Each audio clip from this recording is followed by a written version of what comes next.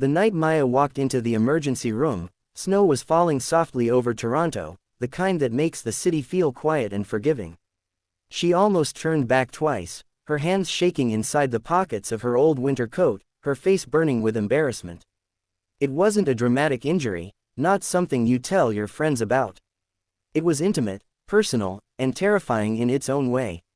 Maya had always been shy, the kind of girl who apologized even when someone else bumped into her. Coming to the alone felt like standing on a stage under bright lights, exposed and afraid. But the pain wouldn't stop, and fear finally pushed her through the sliding doors. Inside, the hospital smelled of disinfectant and coffee. Nurses moved quickly, voices calm and practiced. When her name was called, Maya's heart dropped. She followed the nurse into a small room, her mind racing with worst-case scenarios.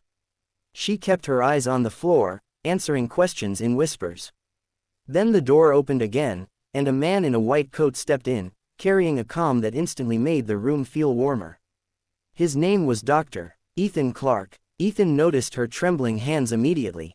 He spoke gently, not rushing, not judging, just listening. For the first time that night, Maya felt like she could breathe. As she explained her problem, her voice cracked, tears spilling despite her effort to hold them back. She expected discomfort, maybe awkwardness, but instead Ethan nodded with understanding, reassuring her that she'd done the right thing by coming. In that moment, something shifted inside her.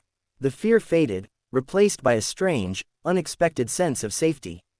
The treatment was simple, but the care was everything. Ethan explained each step, gave her time, respected her silence. When it was over, Maya felt lighter, not just in body but in spirit. As he handed her discharge papers, their eyes met for a second longer than necessary.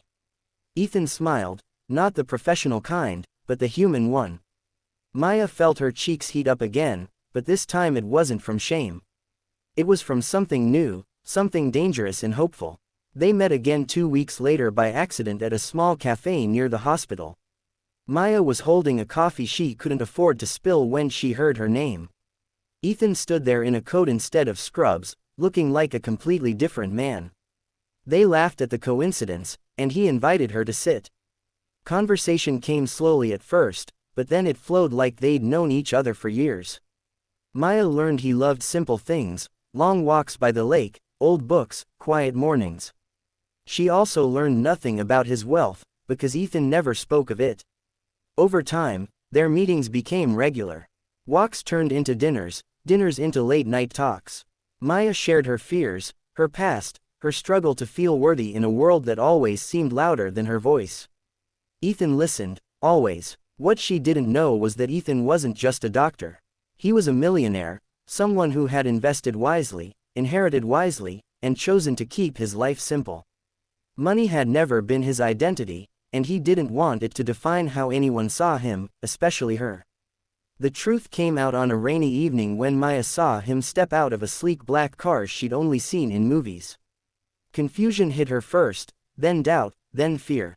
She pulled away, feeling small again, like she didn't belong in his world. Ethan followed her, rain soaking his coat as he finally told her everything. Not to impress her, not to defend himself, but because he was afraid of losing her. He told her he fell in love with her kindness, her honesty, her quiet strength, not her circumstances. He told her money had never made him feel rich, but she did. Maya cried that night, not from pain, but from release. For the first time in her life, she realized she wasn't invisible, she wasn't too shy, she wasn't unworthy. She was enough, just as she was.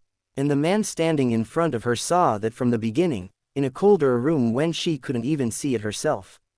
Their love didn't change the world overnight, but it changed their world. Maya learned to speak up, to take space, to believe in her own value. Ethan learned that real wealth was found in moments of vulnerability, not numbers. And every time Maya passed the hospital after that, she remembered the night fear led her to a door that changed her life forever. Sometimes, the emergency that feels like the end is actually the beginning of everything you were too afraid to hope for.